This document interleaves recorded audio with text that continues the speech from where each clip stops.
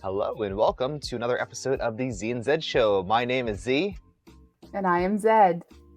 And today we're going to talk about the first day of 3D printing and what do you need to know? What could you possibly need to know when you first get your 3D printer, get it unboxed, start getting it set up. So all that stuff.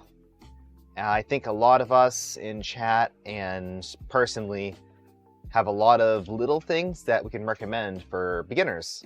A lot of things. So let's dive into that today. But first of all, I do want to mention that the reason that we're here, aside from, MakerDeck and everything else, is because of StreamYard. StreamYard, there we go. StreamYard. So StreamYard is a sponsor of MakerDeck, and StreamYard makes it possible for us to bring in video feeds and all sorts of other things all together with music and overlays and all these fun things. And if you want to learn more about StreamYard, there will be a link in the description on the YouTube video. StreamYard is awesome. It takes the hassle out of streaming. Honestly, having it set up, I spent probably 15 minutes for the stream getting OBS set up. So right now I'm using OBS to stream this live game in the background. So you'll see some people interacting with chat.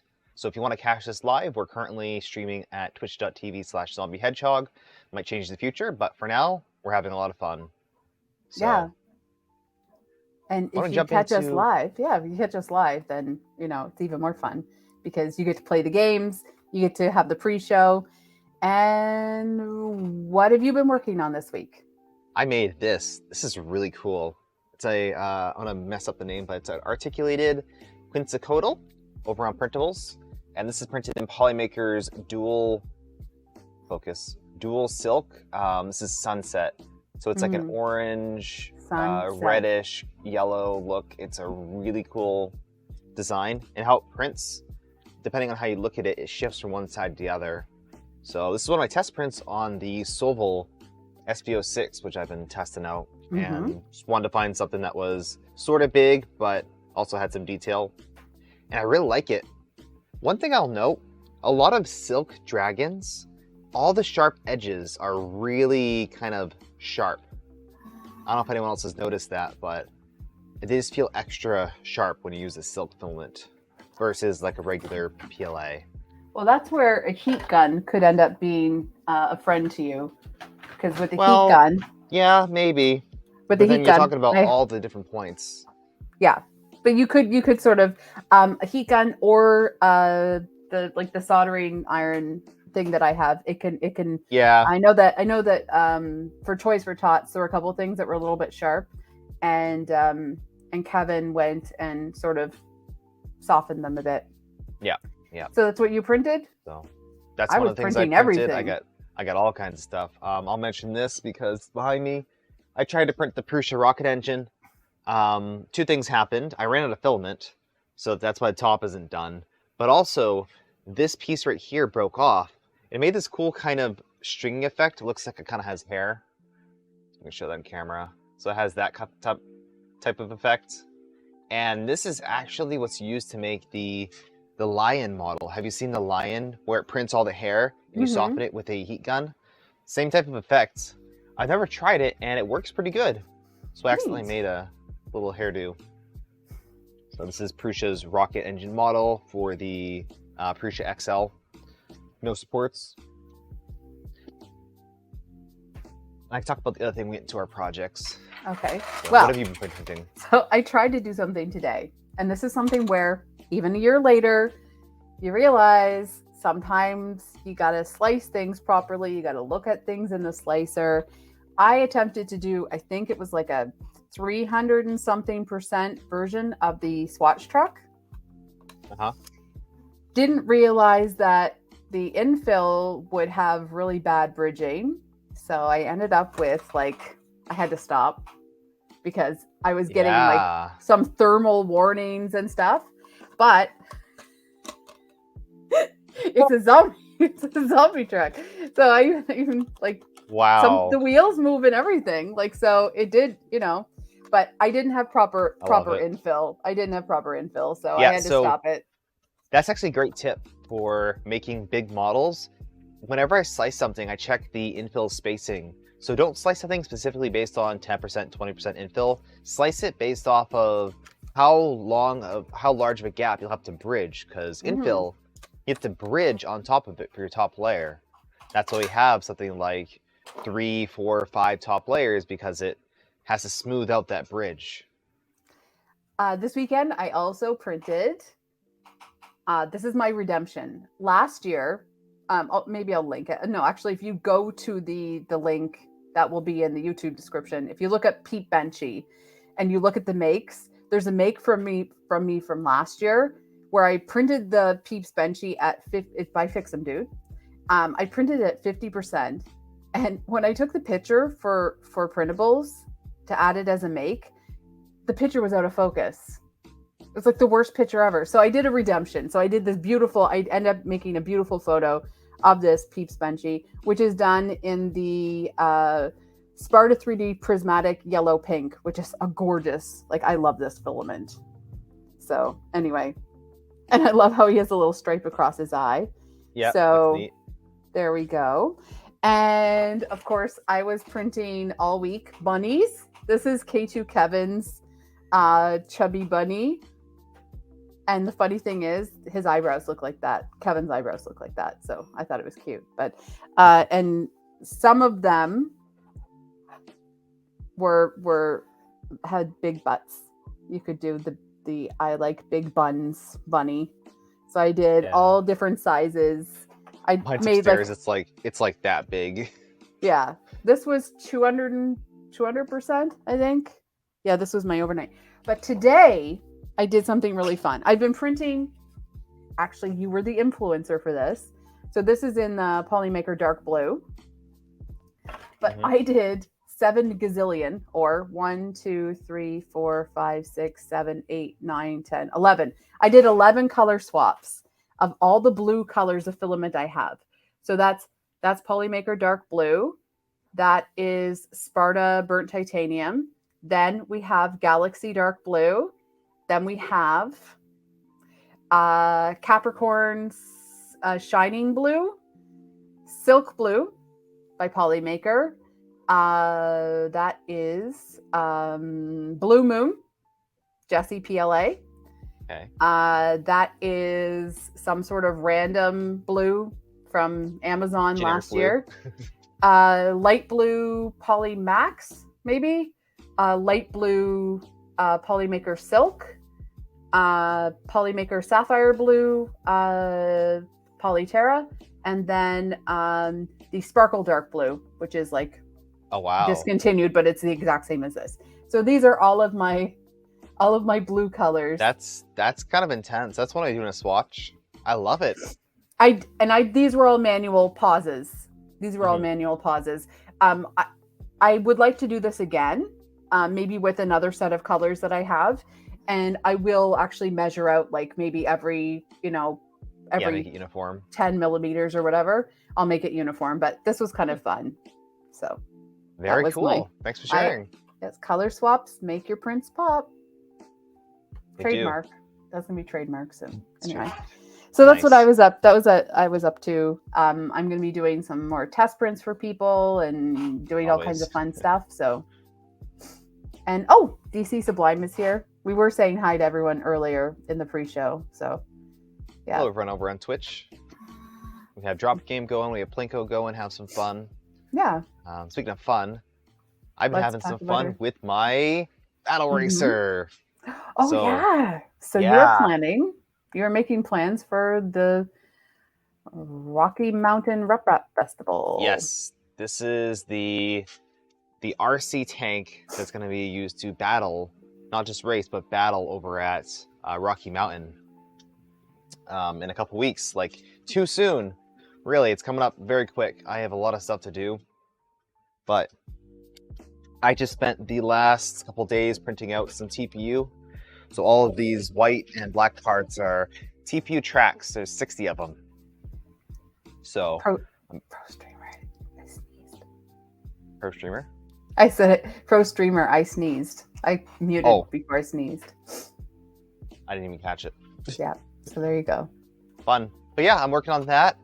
I'm going to finish up the build. I actually forgot that I need to print off more of these wheels, so I have that going on the board right now, printing out some more Polymaker PA12 nylon, and I have to anneal it. I probably should anneal it, because that's what's taking the main brute force of the drive system, is the gears. So that'll be fun, get that assembled and tested a couple days before. I'm also working on a couple of Rook builds for Rocky Mountain, so that's all going on in the background. I'm printing out some, I'm trying poly smooth for the parts. We'll see how that works out. See if I have enough to do it in one color. I might have to switch up my color scheme, but right now I'm printing out a bunch of stuff in poly smooth green. And finally, speaking of poly smooth, I'm printing out every single color of poly smooth for Rocky Mountain. This is the Polymaker Scientist. The scientist. Yeah, focus. The focusing trick. Focus. Yeah, so those are all Polymaker Scientists. I'm gonna have 2 sets, one smooth with isopropyl alcohol, and then one plain. Show the differences. That'd be cool. Mm-hmm. And yes. Are you going to build? Oh, you're going to build one of the Rook 2020s? That's what these parts are for. It's for the Rook 180. Mm-hmm. I have the new bed printed right here. It's actually printable in multiple parts now, so you can print the whole entire Rook 180 on a Rook or a 120 printer. So pretty cool. Excellent. So back now, we're going to talk about talking about complicated filaments and things. Our topic for today. Pro What is the topic here. for today? The topic I have for something today that says, do not modify. What could that possibly relate to? So the topic for today is, what do you need to know on your first day of 3D printing? And I guess one of the very first things, or the overall theme, is keep it simple. Do not complicate things. Do not try anything. It's new enough. It's new enough that you're like, my sister says, test boats. Hi, Carolyn. Nice to see you. There's a test boat with a peep. It doesn't float. You want to keep it simple. So don't try to do anything other than read the instructions for your printer and keep to the basics. So yeah, do not People modify. are going to tell you to do a lot of things. So we'll go ahead and talk about all the stuff that we might recommend, and then we'll take some suggestions from chat. But I feel like we should do this the SpongeBob way, where we do 100 ways not to do things on your the first day of 3D printing. For example, on the Soul Hole, first day I installed Clipper. Don't do that. Yeah. On the Prusa, first thing I printed was a 10-hour print. Yeah. Dang. Yeah. So I was super excited, and it was like in 0.2 and da. So I went all fancy, but I had already used another printer before. Yeah. So the first rule, and it's the first rule that I broke, was use a very basic filament. Use a plain PLA. Don't use a silk. Don't use a rainbow. Don't even use something like Polyterra. Use a basic PLA, because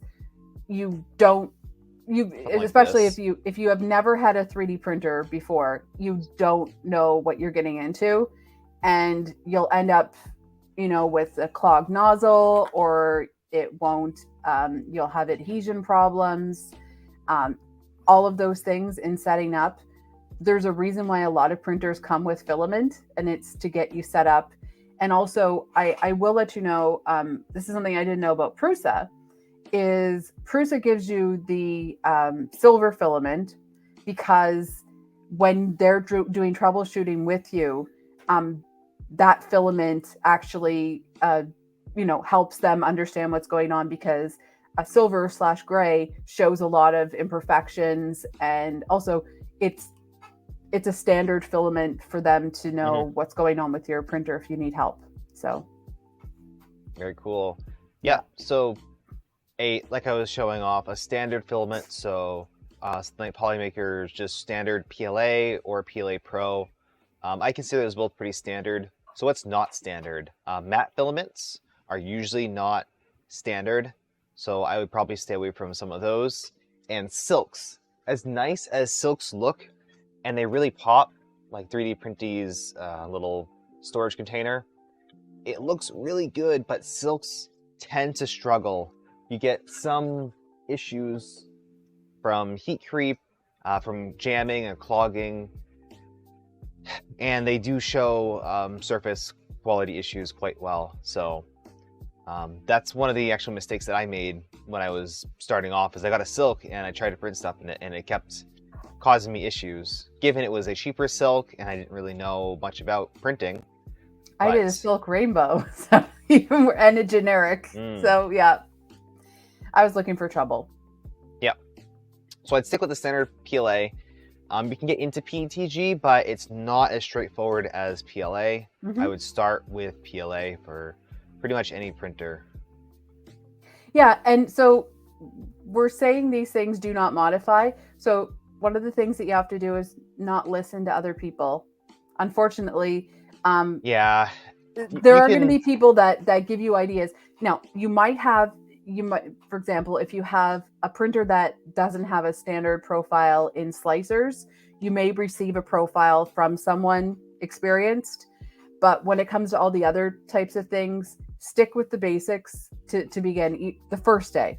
Get yourself used to everything. So when it comes to the profile for your slicer, make sure that you stick with the basic profile, and yeah, stick with the basic profile, and don't try to do anything too fancy right away.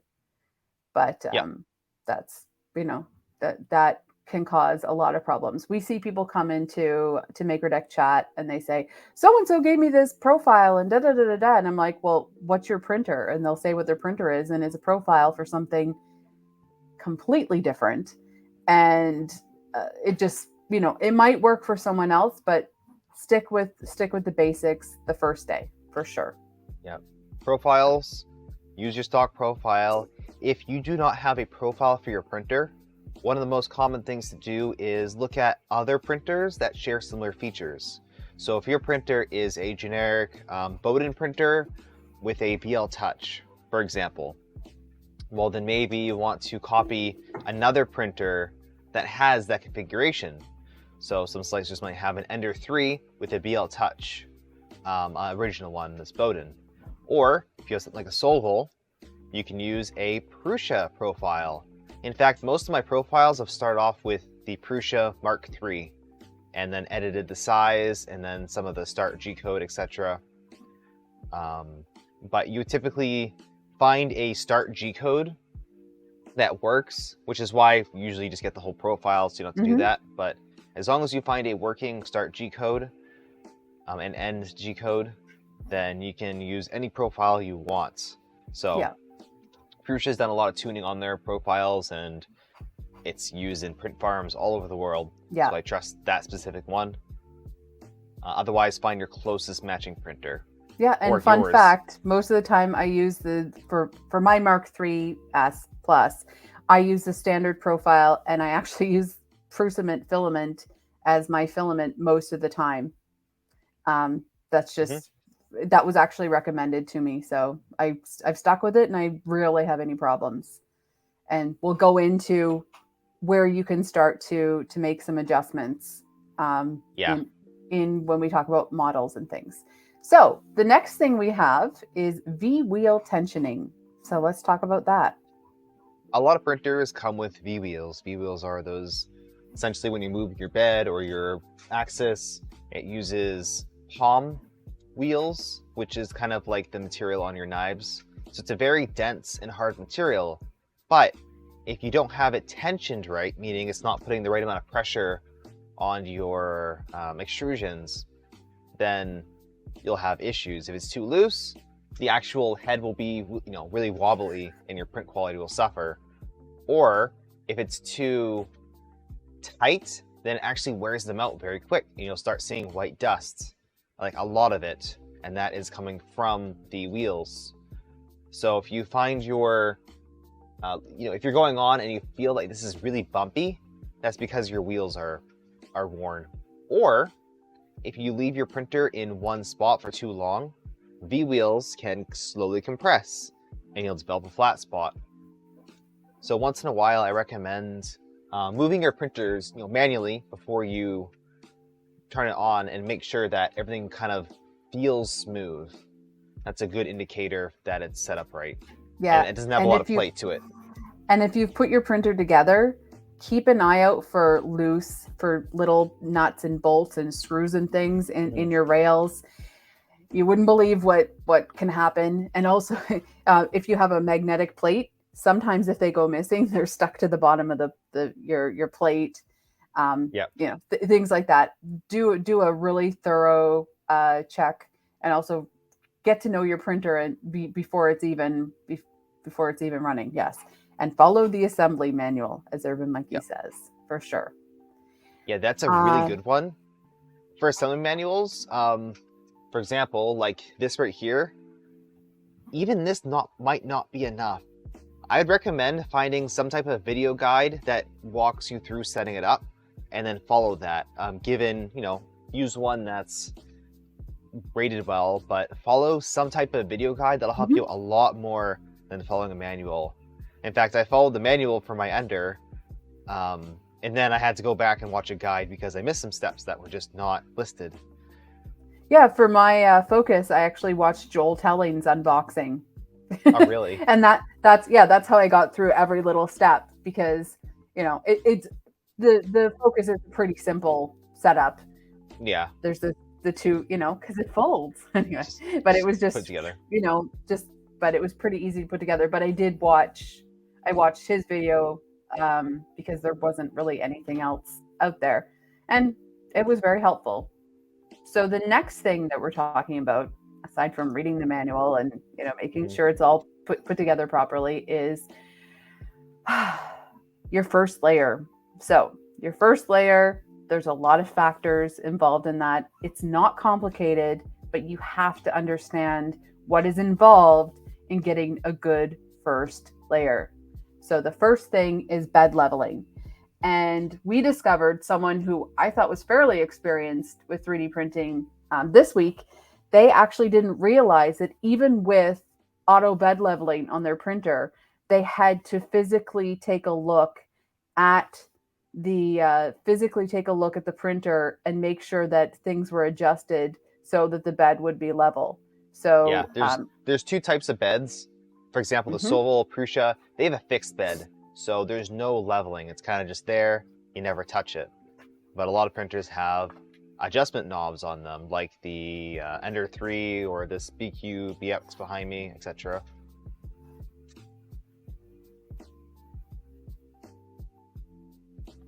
So, what were you saying? I don't know. The next thing would be the Gantry tramming, and you say, and the curse of dual Z. Or yeah, the whole leveling is not it's a straightforward task, but it's not simple, if that makes any sense. It's simple, but there's a lot of variables at play. So when you level a manual bed, you're moving your nozzle over the four corners where the where the adjustment wheels are, and that's typical. And you raise it up so a sheet of paper barely touches. Then when you're printing, you do little minor adjustments to get it perfect. That's kind of the typical stock way of leveling your bed. But something very, very important to note, and this Soval is a great example. A lot of printers with dual Z-axes, meaning there's two lead screws, one on each side. Yes. Like the Prusa, they are only driven with one motor controller. So they're essentially dumb. They don't know where they are in relationship to each other. They're just kind of sent a signal and they move. So what'll happen is they'll kind of go out of sync mechanically. And there's no really good way to manually sync them up. So what I recommend is checking when you first get your printer that your gantry is squared up to the frame. Mm-hmm. And that the bed is squared up to the frame, or the bed is straight to the gantry. So essentially you want everything kind of square. Soup cans. Yep. Yeah, you use soup cans. For example, on a fixed bed, you need to use something and actually reference the bed. Since the bed doesn't move, you have to use an offset block. I use 1, 2, 3 blocks. Don't know where they went, but I use those a lot for stuff like that, getting it leveled. But yeah, dual Z. My best suggestion is if you're moving filament, if you home your printer, the motors turn on, and it makes it very, very, very difficult to move your Z-axis up and down. So home your printer and then yank on your tool head. Yeah. That way it won't go out of sync. Yeah, for sure. The next thing you want to do is make sure that your bed is clean. And a lot of people think that, oh, just put a little bit of alcohol on it. It'll be fine. The first time you really do want to take your build plate, you want to take it to the sink. You want to get hot soapy water. Dawn dish soap is what Dawn Power Wash always does it for me. Dish soap. And then when you have it, hold it by the edges. Take a paper towel or take something, a lint-free cloth to dry it, and don't touch it again. And then when you put it back on the bed, you want, if it's a glass, if whatever it is, then you want it. Then you can take some alcohol and wipe it down. But keep your fingers off, because your fingers, even if they're the driest fingers ever, they have oils in them. There's stuff on your skin, and it can get on the bed. Doesn't stick to oil. Filament. Yeah, filament for sure. Yeah. So you want to make sure it's nice and clean and start fresh. So, and also after every time you print, you also want to make sure your bed is clean. You want to, you don't realize how, I have my spray bottles back there. So you don't realize, a spray bottle of isopropyl alcohol. This is actually the one out of Polymaker's polishing kit, but any spray bottle that can take isopropyl, fill it up and then spray it while the bed is not hot. If it's hot, then it'll just evaporate. Spray it, and then I like to use a blue shop towel because it doesn't leave as many fibers as a typical like white towel. So get a roll of that and use that to clean off your bed. Pretty often, I mean, anytime you touch it at all, if you're trying to remove your skirts, you're now putting oil in your bed. And it might not look like much, but that can be the difference between a warped print and a non-warped print. Yeah, for sure. Oh, also before you put your print surface on your plate on, make sure that there's no debris. There's nothing underneath it. Make sure that there's don't do that. Don't hold it like this either. Hold it like a record player on the sides, so you don't have to touch your oily hands over it. Yeah. So, then the next thing you want to do is your offset. So the offset. Yeah, so or Z offset. Z offset. Z offset. Z offset is gonna be one of your most critical Z offset. Most critical things you do on a 3D printer. When you first set up your printer, it's gonna beep at you. I had to do a color swap, so I'm gonna mute. When you first set up your printer, you have to do a Z offset. That means when you put down your first layer, the nozzle is so far off of the bed. And there's a lot of conflicting information on how you do that. Do you heat up the bed? Do you heat up the bed and the nozzle? Do you leave them cold? Do you use paper? Do you use a feeler gauge? Do you eyeball it? What do you do? So regardless if you have a bed probe, you still have to manually adjust your bed. Printers are now coming out with some type of built-in nozzle probe. So the nozzle probes the printer and it gets a fairly accurate Z offset, but you still have to adjust how high that first layer is. So if you see too much squish, there's a great example picture. We might be able to link that below, but there's an example where there's not enough squish, where the filament's kind of hovering over the bed. The perfect amount of squish where the finish is very flat and hard to explain, but it'll look like this if you have a good first layer. So you're looking at it from the top, and it looks kind of smooth with no ridges, and it's a little bit like smooth to the touch. But too much squish, you'll start seeing lots of ridges, and it's going to be very bumpy. So you're trying to find a first layer offset that's just a little bit textured. That's kind of what I go to. So where it's not super smooth, but you know, slightly rough. That means that it's pressing well into the bed and you're getting good contact. I'm trying to find my discs. Yeah. I have like a million of them. You do. So you can print off a test disc that's essentially a thing that looks like this, that's 2 layers. And that would help you because as it prints, it goes back and forth. You can do a live Z adjust up and down, and then you get your offset well. If you're unlucky and have a firmware that doesn't support live Z adjust, you have to manually twist your bed knobs to get that first layer. Very annoying. I would strongly recommend getting some type of bed probe eventually, so you have a firmware that has the offset. So the shame of not having my stack of discs right by me. Give me one moment. But we will share a link to our favorite offset disc. Yes. Well, even if you have a printer that does a first layer probe, different filaments have different flow extrusion multipliers to them. So the next thing we'll be talking about is some advanced techniques. So something you don't necessarily have to worry about in your first day, but it's very much related. Probably like your second day. Or if you're running into issues. So the first advanced first layer setting is the temperature. The temperature of your bed and the temperature of your filament will again make the difference between something not sticking and warping. Wow, we lost that background for a second there. Oh. You guys gotta keep dropping and plinkoing. So yes, the temperature. So make sure to follow the filament manufacturer's guide on temperature.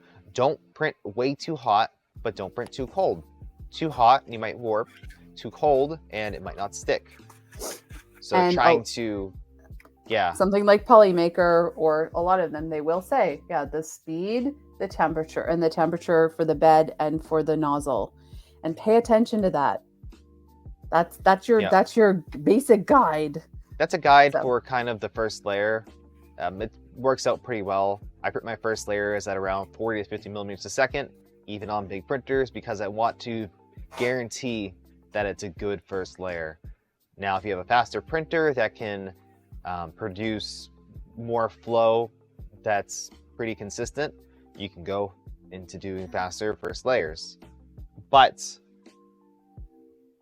that could be just a sanity check. Some filaments only print at 200C in their profile. So talk about a stock profile, 200C is very low for a lot of filaments. You'll want to print your first layer actually a little bit hotter. So you're going to make your first layer temperature hotter. So let's say you're printing at 210. Your first layer is going to be 215 or 220. And that allows it to flow better, adhere better, etc. And then you cool down for your next layers. So Polymaker's Polyterra prints a lot hotter than a regular PLA. So you need to increase your temperatures all around. But like we said, the first day, basic PLA. Basic PLA. So speed, I already kind of mentioned that. Go slow with your first layer. Slower is always going to be better. Around 30 to 40 millimeters a second for your first layer. That's what I recommend. Don't go crazy fast. Make sure it looks good, but that range is pretty good. And flow calibration / Esteps. This is, in my opinion, it's a beginner tip. You know, making sure your Esteps are accurate and your flow is verified, because you can print stuff and your top layers will look like absolute garbage if you don't adjust those settings. So in order to get a quality print, definitely follow some type of guide for flow calibration. And flow calibration E-steps will affect your first layer, because if your printer pushes out more filament, you're going to have more squish. If that makes sense. So you'll have more filament on the first layer, and that'll change your offset. But if you're under extruding, well, now your first layer needs more squish. So you get what I'm saying there. So your printer has to give a estimated, or has to be somewhat accurate in the flow in order to get a good first layer calibration. Yeah. So then the next thing we have is extruder tensioning. So we did talk about E-steps. Yeah. So what else do we have here? We're getting a little lost. It's okay. So I guess the next thing we talked about is what to print. So in your for most printers, you will have on the memory card or whatever, you'll have test prints that they give. You can always do a benchy, maybe not a Peeps benchy. You can always do a benchy, which is great because it is called a benchy because it's all the benchmarks for things. But we have a couple things that actually use less filament and are an easier, quicker indication of issues that you might have. As I mentioned before, this offset, the Zed, the offset disc, the calibration disc, it is a really good indicator of the quality of your print, because it goes in both directions. Because you can obviously level your bed with it and everything, but it also gives you a good example of everything except for co-extrusion, because co-extrusion can turn out a little bit funny. Actually looks really cool when you do co-extrusion. Yeah, it does look really cool. Yeah. So these, and also this is a great filament sample. This is a great way to have samples of your filament. So and also for something like this, if you've used a different color filament, it can help clean out your nozzle a little bit if there's any debris left, or let you know that you might have a problem with your nozzle. Yep. So I love these. I love these for.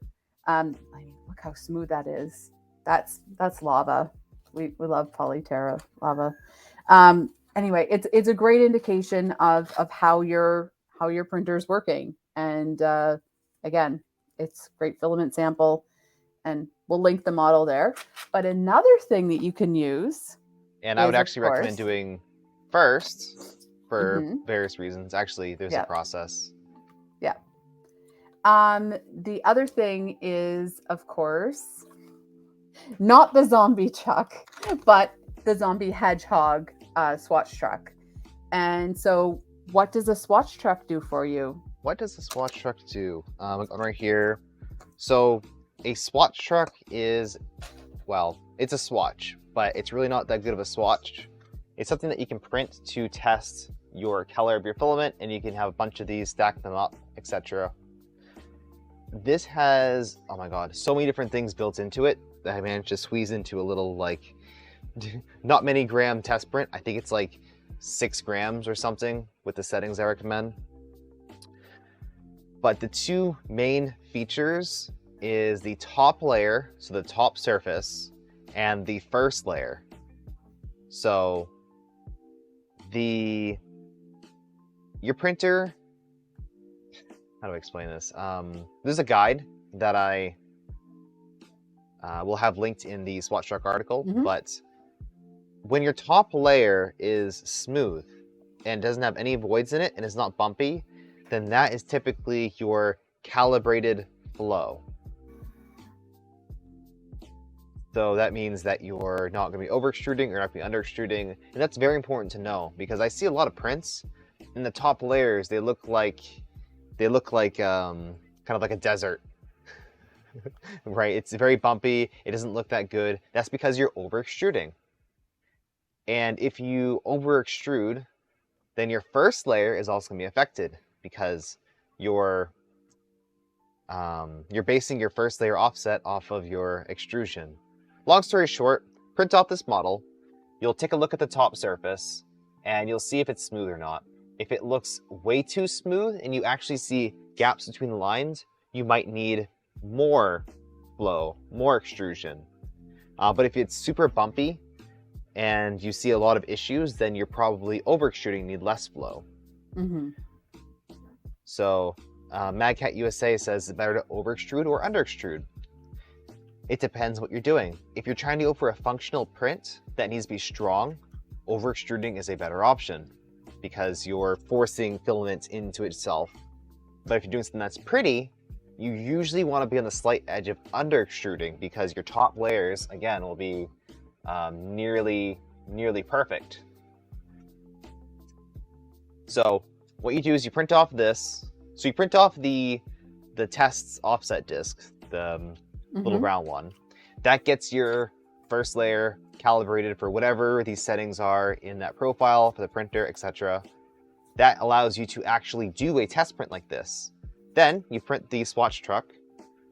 You look at your first layer, your top layer. Then you adjust your flow based off of that.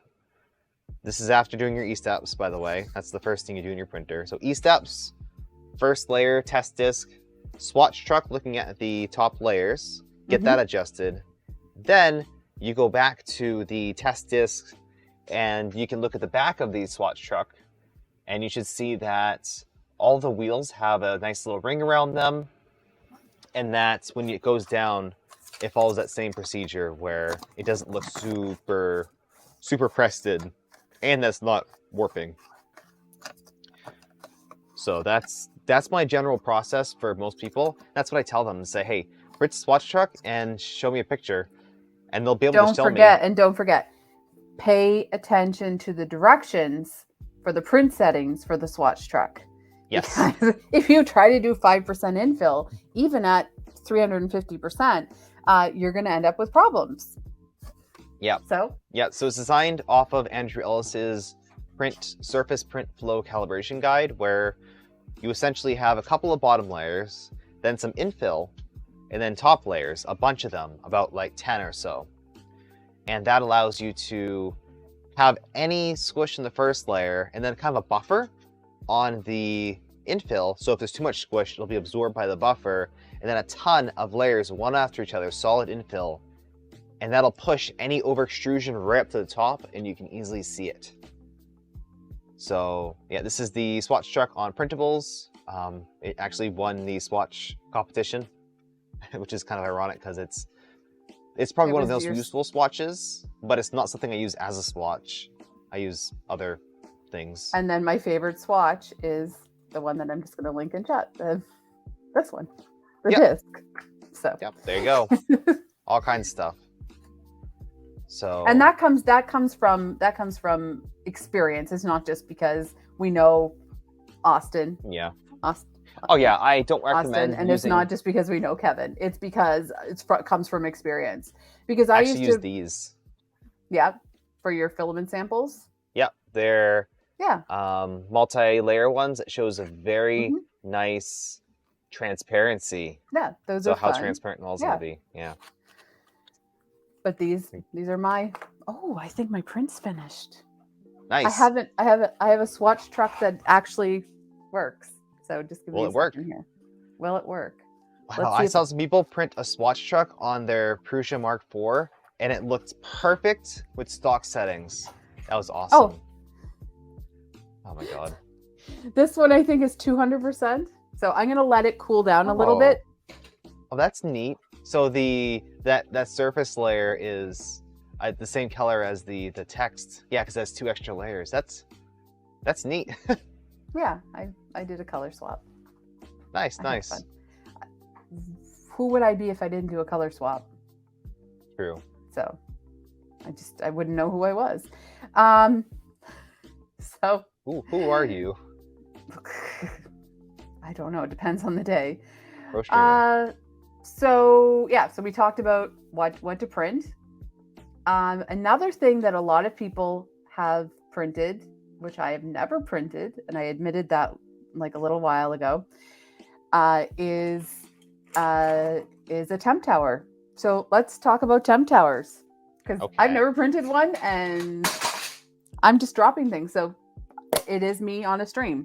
So temp towers, specifically the ones that come built into your slicer, they'll have a couple of functions. One is an overhang test, 2 is a bridging test, and 3, a fine detail test. So that'll... it works. I'm sorry, it works. I hope it works at that scale. Yeah, so that's fun. God. I gotta bring one of those with me to Rocky Mountain. Anyway, temp tower, every single layer or section has a different temperature, and you're supposed to test it between the lowest possible temp of your filament and the highest possible temp that you'd print at.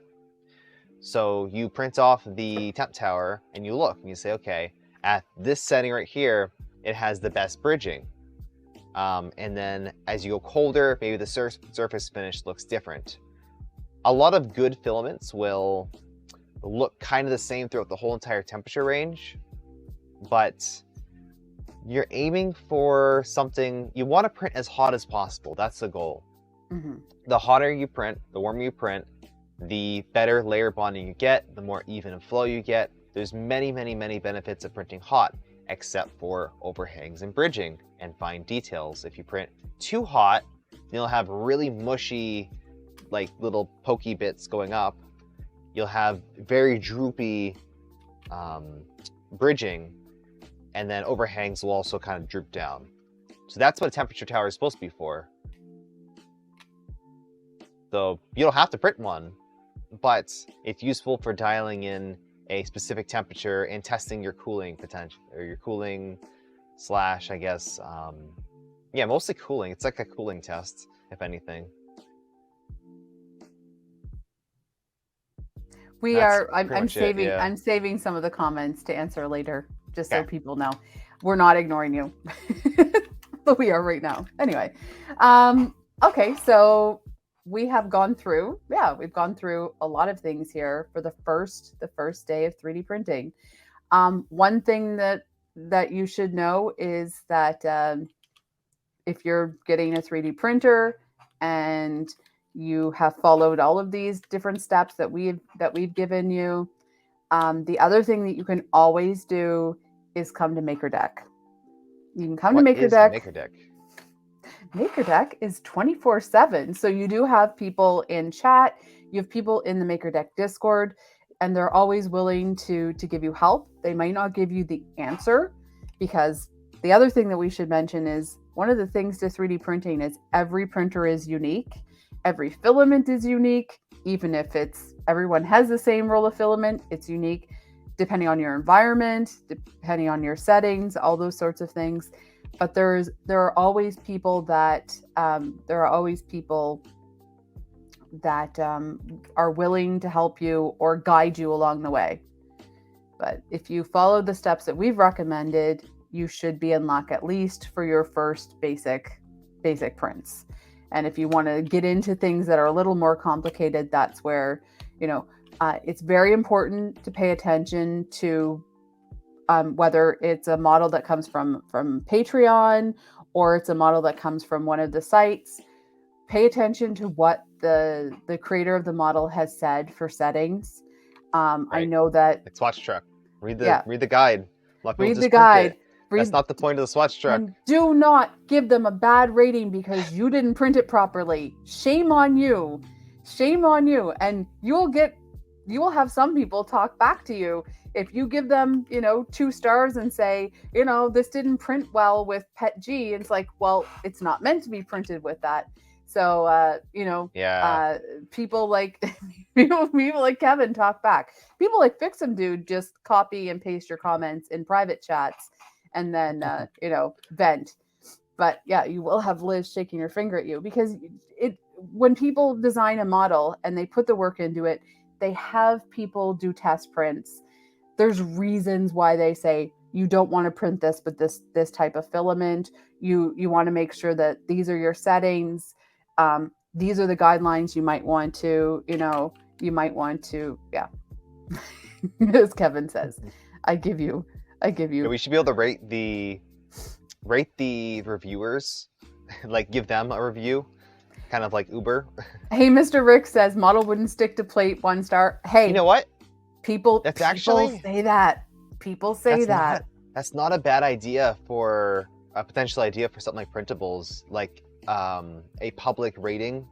So if you just go and rate every single model low stars with low effort, then you get a low rating. Yeah, like Uber. So I just said, Uber, they rate you back. Yeah, exactly. Yeah. So. Yeah. Huh. That'd be good to suggest. If anyone wants to suggest that, go ahead. Yes, poor 3D printing. He's saying, perfect model. I love it. 3 out of 5 stars. Some people just can't give. I give everybody 5 stars. If I can't give them 5 stars, then I do not rate their model. Yep, simple as that. Much. I mean, and if their model prints poorly, then I might message them and say, hey, what's, or I like look if at there's myself. an error, don't just, I mean, of course, if there's an error or something, let them know. Preferably via private message. You can message people in printables, or leave a comment saying, hey, I wish you would do this. And a lot of designers actually read their comments. But yeah, so let's get more back to the topic, which is what you will expect on your first day. And that's a good topic, though, models and kind of what to print and how to rate them and following guides. Yeah, so there were a couple things that people said. One thing Royal Nomi said is make sure your printer is set to the right voltage. And that's true, because it depends on what country your printer's coming from. Sometimes things get switched in the mail, as you could say. It is something that can happen, and you want to make sure, depending on where you are, that things are set properly. Yep. So you're giving us an example here? Trying to. So that right there, that red bit, you usually have a label saying adjust the voltage. You'll see this little switch. It's usually recessed. It's not supposed to be easy to move, but you just take your Allen key and you slide it either to 110 or 220, depending on which region you're in. So just slide it and then make sure it says the right voltage. If you live in Europe and you put this on 110, bad things might happen. Now, a lot of expensive power supplies will automatically detect what voltage it is. It's not a problem. I mean, most switching power supplies do that anyway. You just plug it into the wall, doesn't matter. But for these big ones, it's very expensive to do that because of the power requirements, I guess. So double, triple, quadruple check. Usually they'll ship them at 220 volts because of that reason. If you're in Europe, it has to be 220. You cannot use 110. But if you're in the States, you have 110, call it 120, but you have 120 volts, it won't cause any damage having it set to 220. You might just get weird power output, etc. Now, you don't have to necessarily test the output voltage of these power supplies. They should be good to go, but the input voltage is the most critical. Yeah, and if you have, when you're trying to do your initial calibrations and things like that, if you have failures, that's where you want to check every little connection. That's where you want to make sure that you're, even for Prusa especially, they are very sensitive to the way that the wires come out of the sleeve. When I replaced the motherboard on my Prusa, I kept on getting an error when I was trying to level my Zed and or my Z, and it kept on giving me that calibration issue. And I realized it was just one little wire that had to be tucked under instead of tucked over. It's that sensitive. So you want to check all those sort of things. Also, on my Focus, the heat sensor, the thermistor on the bottom, that was somehow unhooked, and it was giving me an error message that it didn't quite understand, and then realized it had to be. So those sort of physical inspections are important. And Royal Nomi also said something that's important, and we talked about watching videos and reading the guide. It is learn your printer. also make sure you learn the basic care and upkeep, as we mentioned, keeping things clean. If it's a used printer, check for filament, stray filament, any of those sorts of things. And if it has been modified, make sure you're aware of what those modifications mean. So when you're going to do something. Very tempting to just go in and start modding a printer or buy upgrades. There are some upgrades on printers, for example, on Creality printers, they're extruders. At least the older ones were acrylic or another material that snapped very easy. And that was a very, very common issue. And a lot of people didn't realize that that was a problem. So a lot of upgrade recommendations were install a new all-metal extruder. Something like that, I would recommend. Something very basic that can prevent major issues, go for it. A better Bowden tube, absolutely. But whatever you're doing, make sure to match it about 1-to-1, as close to stock as possible. Your slicer with the default setting is set to print with that stock printer, including stuff like extruder tension and the flow of your hot end, etc. So changing any of that will cause potential issues.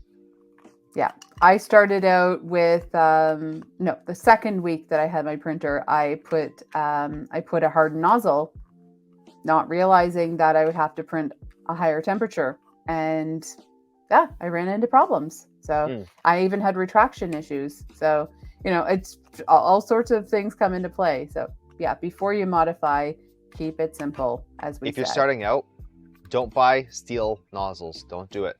Get at least just a cheap brass nozzle, preferably a copper nozzle. Those are nice, but just any cheap nozzle that's not steel. You might think, oh, well, steel is wear resistant. I should just use it.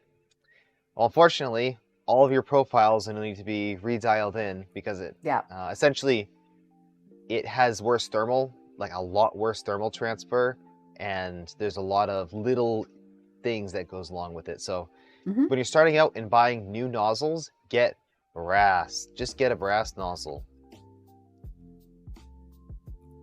Yeah. Just print all your replacement nozzles. That's one thing you can't print. That's it. Yeah, you can't print that. You can print a giant nozzle, but Yeah. Like we said, before you start doing any fancy things to your printer, even like changing the knobs and things like that, just get some good prints going, and then you can start your adventure. And it is always an adventure. Like I said, I've been printing for over 365 days, and I still make mistakes all the time. Glow in the dark is an abrasive. Don't print glow in the dark when you're starting out. It looks fun. It sounds cool. Don't do it. Yeah. Just don't. Yeah, so I think we covered all the bases. Now, I will let you know that when I started 3D printing, I created a document with all sorts of resources and things that people were providing to me. And I have that document that's available to share with everyone. I will link it in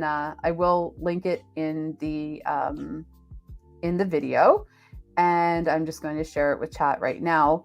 And I think I enabled it so people can edit it too. So I just let it go. Wow. But I found that it's exactly. I found that it's actually it's a really helpful guide, and people have given me lots of information, even where to find filament in Canada. There's like a whole listing down the bottom of places to find filaments, and also discounts and things like that. So I've Awesome. linked that Google Doc there, and feel free to add or make comments, because there's a lot of really helpful hints there. Yeah. So okay. A few more comments that you have highlighted. Yeah. I thought we might deal with some of those later, but yeah. Okay. But this is a good one. This is a good one. I've had troubles with retraction when using Prusa slicer. Haven't found a way to make a retraction tower in Prusa like you can in Ultimaker.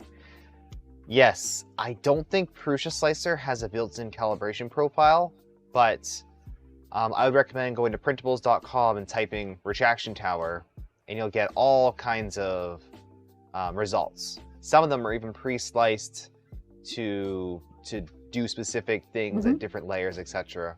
So I would search on printables for something just to get going, but different slicers will have that built in.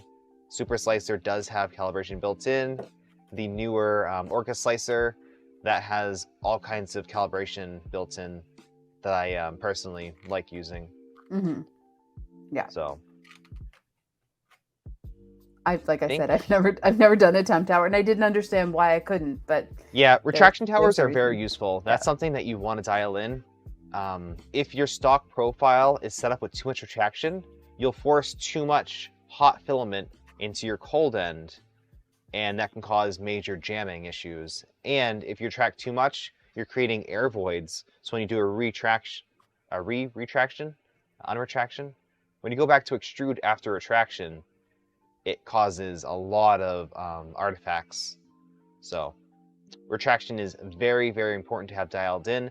Usually, if you have a stock profile, which we recommend, if you have the correct printer selected, Bowden versus direct drive, it should be in the right range. For a direct drive printer, your retraction is going to be around 0.5 to about 1.5. And for Bowden, it can be anywhere from around 3 millimeters to 6 millimeters, depending on your setup. Yeah, and one thing I will say, if you on your second day, you start getting fancy, you start using fancy filaments. If you're fortunate enough that the filament company has a Discord, for example, or you're in somewhere like MakerDeck, that's where you can start asking questions about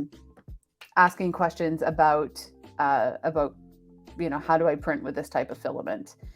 That's where people are helpful. There are profiles in your slicers too, but that's where you read the spool, or if you're having major trouble, you go to, for example, Polymaker, to their Discord and ask questions.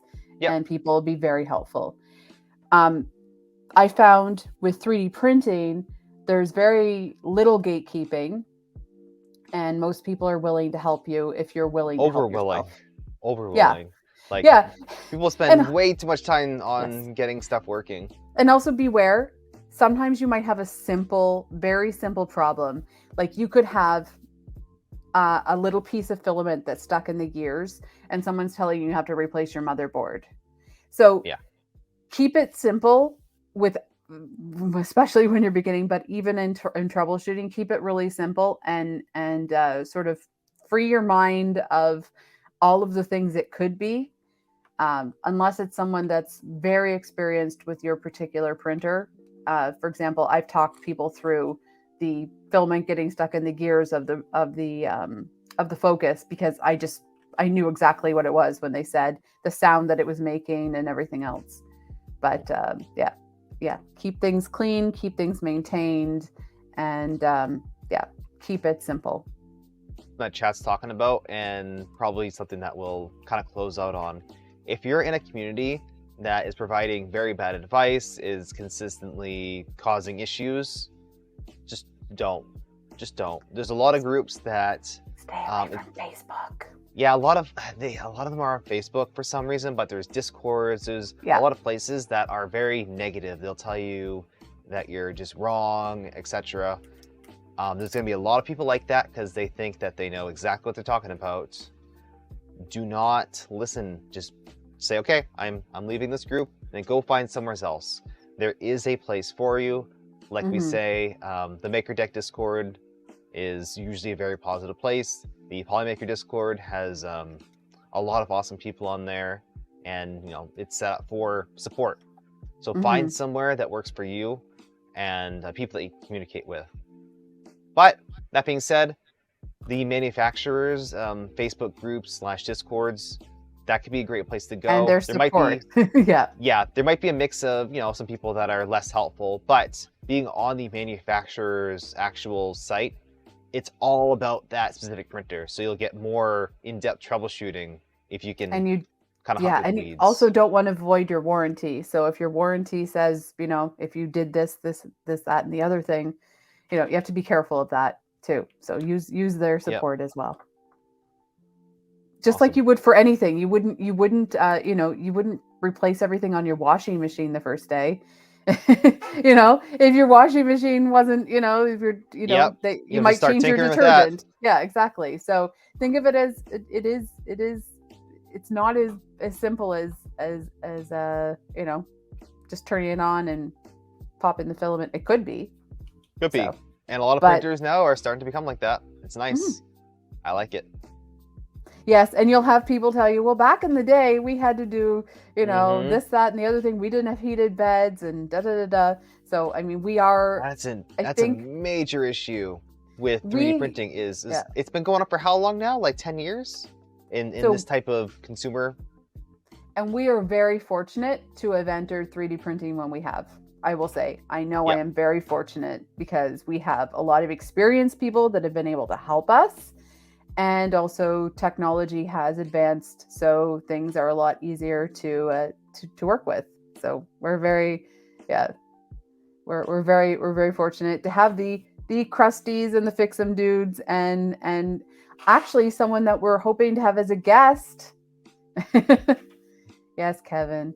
Someone that we're hoping to have as a guest sometime soon is Barnacles, and he is a pioneer in 3D printing. He started out way back when. So Jerry's gonna come and talk to us sometime about 3D printing. So that'll be fun.